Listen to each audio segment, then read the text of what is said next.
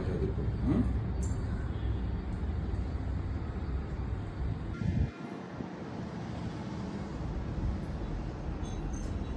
బాగా చదువుకో, పేరు నిలబెట్టాలి. అట్లనే నువ్వు కూడా ఇంకొకరికి సహాయం చేసే స్టేజ్లో ఉండాలి. చదువుకోను ఇంకెవరికైనా పూర్ పీపుల్కి ఎడ్యుకేషన్ పరంగానే నువ్వు హెల్ప్ చేయాలి. ఓకేనా? All the best. అందరికీ నమస్కారం. ఈరోజు నా యొక్క ఎంవీఆర్ చారిటబుల్ ట్రస్ట్ ద్వారా ఒక పేద విద్యార్థి, ప్రతిభావంతుడైన విద్యార్థికి తనుష్కి ఈ రోజున తన స్కూల్ ఫీజు నిమిత్తం చెక్ అందించడం జరిగింది. సరే, మనం నాలాగా చాలామంది హ్యుమానిటీతోటి ఆలోచించి కొంతమంది విద్యార్థుల్ని చదివిస్తున్నారు వాళ్ళు స్వచ్ఛంద సంస్థల ద్వారా. అలానే కొంతమంది చెప్పుకోకుండా కూడా వాళ్ళు చేసిన సహాయం చెప్పుకోకుండా కూడా చదివిస్తున్నారు. కానీ నేను మీ ముందుకు ఎందుకు తీసుకొస్తున్నానంటే, నా వల్ల ఏదో ఒక 10 మందికి కావచ్చు, 20 మందికి కావచ్చు, లేదా 50 మందికి కావచ్చు. కానీ అదే సిస్టమ్ కనుక దీంట్లో ఇన్వాల్వ్ అయింటే, మన గవర్నమెంట్ కనుక ఇన్వాల్వ్ అయింటే, మన ప్రభుత్వం కనుక ఇన్వాల్వ్ అయితే, ఇంప్లిమెంట్ చేస్తే కనుక ఫ్రీ ఎడ్యుకేషన్, ఫ్రీ మెడికల్ అనేది ఒకటి 2 స్కీమ్స్ కనుక ఇన్వాల్వ్ చేస్తే ఈ రోజున మధ్యతరగతి, దిగువ మధ్యతరగతి చదువుకునే విద్యార్థులు, విద్యార్థినులు చాలామంది బాగుపడతారు. చాలామంది ప్రతిభావంతులు చాలామంది బయటికి వెళ్తారు.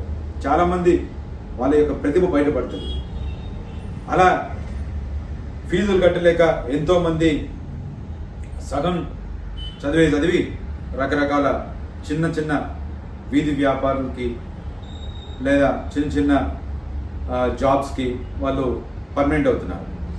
ఇది కాకుండా నేనేమంటున్నా అంటే, ప్రభుత్వాన్ని నా నుంచి నా యొక్క డిమాండ్ ఏంటంటే, 2 schemes, free education, free medical, ఉచిత విద్య, ఉచిత వైద్యం అనేది 2 ఇంప్లిమెంట్. దీంతోపాటు పెన్షన్దారులకి పెన్షన్ స్కీమ్, సీనియర్ సిటిజన్స్కి, అలానే హ్యాండిక్యాప్ వాళ్ళకి పెన్షన్స్. ఇదే తప్ప, ఎందుకంటే supreme court as a supreme court guidelines ప్రకారము మన బడ్జెట్కి, మన రాష్ట్ర బడ్జెట్ కానీ ఏదైనా సరే ఆ బడ్జెట్కి తగ్గట్టుగా 15 నుంచి 20% వరకే ఖర్చు చేయాలి స్కీమ్. ఈ 2 కనుక మనం స్కీమ్స్ ఇంప్లిమెంట్ చేసినట్టయితే, ఈ రకరకాల 6 గ్యారంటీలు అని చెప్పి రకరకాల స్కీమ్స్ పెట్టి, ఇప్పుడు మీరు స్కీమ్స్ పెట్టింది కరెక్టే, మీరు ఎలక్షన్ టైంలో మేనిఫెస్టోలో ఈ స్కీమ్స్ గురించి చెప్తున్నారు కదా, మహిళలకు ఉచిత ప్రయాణము, మహిళలకి 2500, ప్రతి ఒక్క మహిళకి 2500 ఇస్తా అని చెప్పి ఒకటే అడుగుతున్నా నేను ప్రభుత్వాన్ని.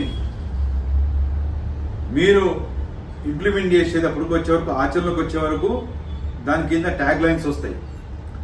తెల్ల రేషన్ కార్డుల వాళ్ళకి, లేకపోతే ఈ పలానా సర్టిఫికేట్ ఉన్న వాళ్ళకే, ఈ సర్టిఫికేట్ ఆ సర్టిఫికేట్ ఉన్న వాళ్ళకే ఈ స్కీమ్ వర్తిస్తుందని. మరి ఈ సర్టిఫికేట్స్ ఉన్న వాళ్ళకే స్కీమ్ వర్తిస్తుందని చెప్పి మీరు మేనిఫెస్టోలో పెట్టరే, మహిళలందరికీ అంటారు. చాలా తప్పు. కాబట్టి నేనేమంటున్నాను, ప్రజలారా మీరు ఆలోచించాలా. మనకి గనక ఓన్లీ ఉచిత విద్య, ఉచిత వైద్యం గురించే మనం అడగాల. ఆ స్కీమ్సే ఖచ్చితంగా మనకి అయ్యేటట్టు మనం చేసుకోవాలి. నేను అడుగుతున్నా, ఇప్పుడు సరే మనం ఒక కోణంలో ఆలోచిద్దాం. ఇన్ని కోట్ల మంది జనాభా ఉన్న దేశంలో, రాష్ట్రంలో కానీ ఈ ఉచిత విద్య, ఉచిత వైద్యం అనేది ఇంప్లిమెంట్ అవుతుందా అని. సరే, ఎందుకు కాదు, ఒక రకంగా చూసుకుందాం.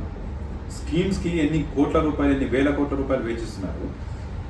అదే ఈ పథకాలకి ఫ్రీ ఎడ్యుకేషన్ కింద ఇప్పుడు ఇన్ని కోట్ల మంది, ఇన్ని లక్షల మంది విద్యార్థులకి మన స్కూల్స్ కట్టలేని, ఇన్ఫ్రాస్ట్రక్చర్ చాలా ఇబ్బంది అవుతుంది. లేకపోతే ఉపాధ్యాయులకి, లేకపోతే సార్స్, టీచర్స్కి, లెక్చరర్స్కి చాలా ఇబ్బంది అవుతుంది. అంటే మనం ప్రైవేట్ పాఠశాలల యొక్క సహాయ సహకారాలు కూడా మనం తీసుకోవాలి. తీసుకున్నట్లయితే వాళ్ళకు కూడా ఇంత లిమిటేషన్స్ పెట్టాలా, ఫీజు లిమిటేషన్స్ పెట్టాలా. ఫీజు నేను అడుగుతున్నాను, నా కజిన్ బ్రదర్ ఒకళ్ళు చెప్తున్నారు, నర్సరీకి 3 లక్షలు అడిగిరట. అది వాళ్ళు స్కూల్లో ఏం చెప్తున్నారు, చిన్నారికి నోరు కూడా తెలియని చిన్నారికి 3 లక్షల రూపాయలు వసూలు చేస్తున్నావు, ఏం కథ ఇది? ఆ లిమిటేషన్స్ తీసుకురావాలి. ఫీజు లిమిటేషన్స్ నర్సరీ నుంచి 10th వరకు ప్రతి ఒక్క స్కూల్ క్లాస్కి ఇంతనే లిమిట్ అని చెప్పి మీరు ఫీజు లిమిటేషన్ పెట్టాలి. పెట్టిన తర్వాత ఆ ఫీజు సంబంధించింది కూడా ప్రభుత్వం ద్వారానే రీఎంబర్స్మెంట్ రూపంలో మీరు డైరెక్ట్ యాజమాన్యానికి, పాఠశాల యాజమాన్యానికి మీరు అందించాలి.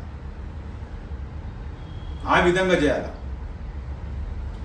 వైద్యశాలలు కూడా ప్రైవేట్ హాస్పిటల్స్ ఇప్పుడు ఆరోగ్యశ్రీ అని ఉంది. ఆరోగ్యశ్రీ కింద మీరు ఏం చేస్తున్నారు? White ration cards. వేరే వాళ్ళు పేదలు లేరా? రేషన్ కార్డు ఉన్న వాళ్ళే పేదలా? ప్రతి ఒక్కరికి ఫ్రీ మెడికల్ కావాలి. కాబట్టి వాళ్ళకు కూడా ఈ ట్యాగ్ లైన్ తీసేయండి. ఏది వైట్ రేషన్ కార్డు ఉన్న వాళ్ళకే ఉచిత వైద్యం అని, అది కూడా ట్యాగ్ లైన్ తీసేసేయండి. అక్కడ కూడా హాస్పిటల్స్లో కూడా ఇంత లిమిటేషన్ పెట్టండి. స్టంట్స్, ఎగ్జాంపుల్ స్టంట్స్, హార్ట్ యొక్క స్టంట్ వేయాలంటే అది ఉండేదే 7,000 రూపాయలు 8,000 రూపాయలు ఖరీదు, దాన్ని 70-80 వేల రూపాయలు పెట్టి వేస్తున్నారు. అవన్నీ ఎక్కడ పోతున్నాయి? అవన్నీ కాదు. మీరు లిమిటేషన్స్ పెట్టండి. హాస్పిటల్స్ కూడా మీ ద్వారానే రీఎంబర్స్మెంట్ చేయించండి. ఈ యొక్క ట్యాగ్ లైన్ తీసేయండి, వైట్ రేషన్ కార్డ్స్ అని ట్యాగ్ లైన్. అట్లా ఉచిత వైద్యం, ఉచిత విద్య రెండు అందించినట్లయితే మధ్యతరగతి, దిగువ మధ్యతరగతి ప్రజలకి చాలా మంచి చేసిన వాళ్ళు అవుతారు. కాబట్టి అలాంటి ట్రస్టులు ఎంతో హ్యూమానిటీ పరంగా ఒక 10-20 మందికి మేము సాయం చేయగలం. అంతేగాని మొత్తం దేశాన్ని మార్చలేం, రాష్ట్రాన్ని మార్చలేం. అందరికీ పేద, బడుగు, బలహీన వర్గాలు అందరికీ కూడా మనం అందించలేము.